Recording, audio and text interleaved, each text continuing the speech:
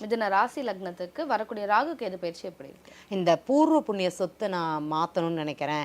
என் குழந்தைக்கு எங்கள் அப்பாவோட சொத்து என் பேர குழந்தைகளுக்கு, அதாவது என் குழந்தைகளுக்கு மாற்றணும்னு நினைக்கிறீங்கன்னா கண்டிப்பாக உங்களுக்கு இந்த ராகு கேது அதை நல்லதே செய்வார். எனக்கு என் குழந்தைக்கு பேரம் பேத்தி பார்க்கணும், அது எனக்கு கிடைக்கல, எனக்கு அந்த அனுகூலம் இல்லைன்னு யாரெல்லாம் நினைக்கிறீங்களோ கண்டிப்பாக இந்த ராகு கேது உங்களுக்கு அதாவது உங்களுக்கு ஒரு தாத்தா ஆகக்கூடிய, ஒரு பாட்டி ஆகக்கூடிய, இல்லைன்னா கொள்ளு பாட்டி ஆகக்கூடிய ஒரு யோகத்தை உங்களுக்கு கொடுப்பாரு.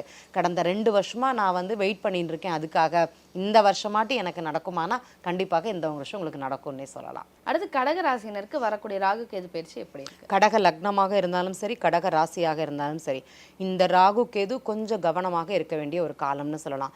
ஏன்னா இந்த ராகுனால குடும்பத்தில் வருமானம் சம்மந்தப்பட்டதும் சரி, இன்வெஸ்ட்மெண்ட் சம்மந்தப்பட்டதும் சரி, கொஞ்சம் அதிகமாக முன்கால் வைக்க வேண்டாம்.